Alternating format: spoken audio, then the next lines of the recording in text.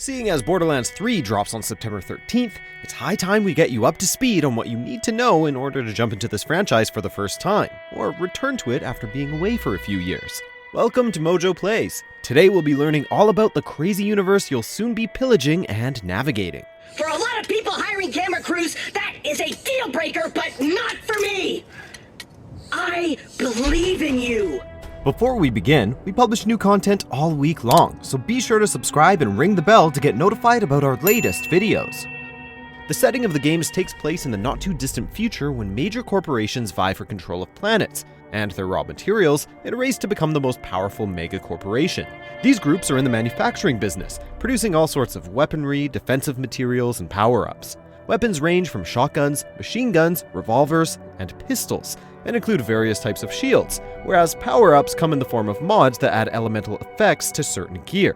Atlas Corp, one of these giant corporations, discovered a hidden alien vault that was filled with futuristic technology, and they harvested the vault's inventory in order to propel them past their competition. Other powerful corporations include Dahl, the largest weapons manufacturer on Pandora, Maliwan, known for their elemental weapons and shields, and Hyperion, makers of rare, incredibly powerful weapons that are hard to find.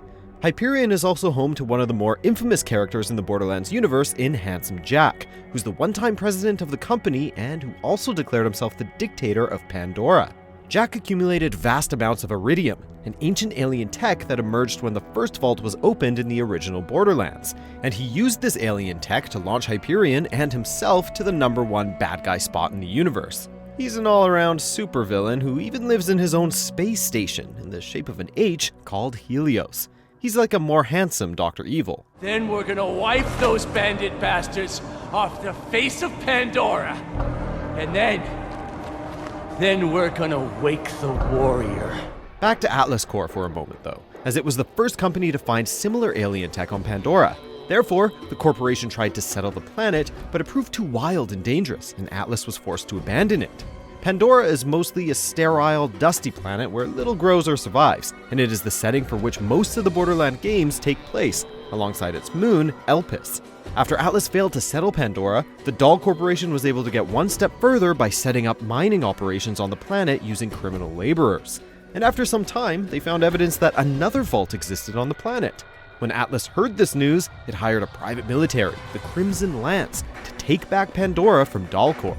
When Dahl fled Pandora under duress, however, they took most of its remaining resources, leaving it poorer than ever. They also left behind the criminal laborers, who then turned into bandits that also sought the vault's riches for their own.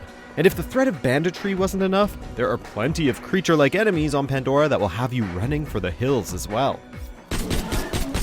Goodbye.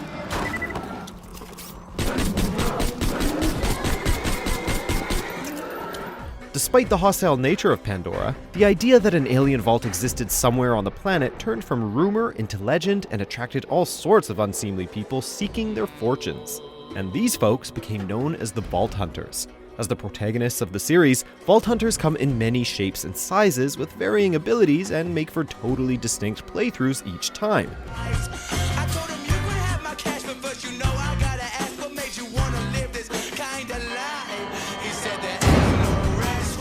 After the Vault Hunters land on Pandora, they learn that the vaults can only be opened once every 200 years, and the next opening is soon. So, in their mission to find the vault, they're guided by the quirky, Hyperion-built robot named Claptrap, who makes for a hilarious sidekick, what with his gung-ho attitude drowned in a sea of overall cowardice. He's a mainstay of the Borderlands series, and, at this point, has almost become its mascot of sorts. He's sure to give you a few tips along the way, but he's guaranteed to give you many more laughs, and he'll be returning in Borderlands 3. In terms of further guidance in past games, this role has been partially filled by Angel, a siren/AI hybrid who turned out to be the daughter of Handsome Jack, and was at times betraying the Vault Hunter's trust.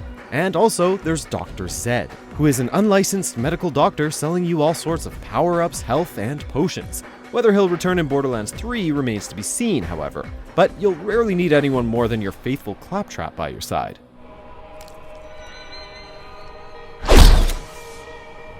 With help from their guides, the Vault Hunters find out that the key to the vault is made out of various artifacts, and so they must find these key pieces first. But the vaults are protected by an alien race known as the Guardians, whose sole purpose is keeping people out.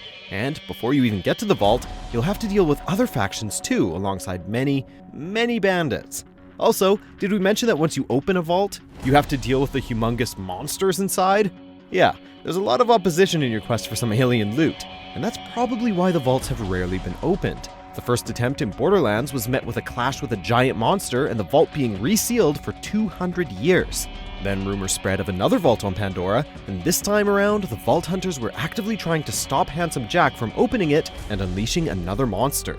But ultimately, the vault was opened, the monster defeated, and luckily it was sealed again. What's worse, when the Vault Hunters attempted to destroy the vault key once and for all, they actually caused the key to reveal all of the vaults in the Borderlands universe, which meant all hell would break loose if these vaults were opened by evildoers. Oopsie. Yeah. No rest for the wicked. And that's basically where the series stands at the moment. In Borderlands 3, and with Jack and Hyperion defeated, we'll be introduced to new bad guys who are intent on finding all the vaults revealed at the end of the second game and unleashing whatever happens to be dwelling in them. So, although we don't know much about the story, we do know that it'll be up to the Vault Hunters to stop the Calypso family from unleashing all sorts of evil. Oh, and looting. There will be plenty of looting, of course.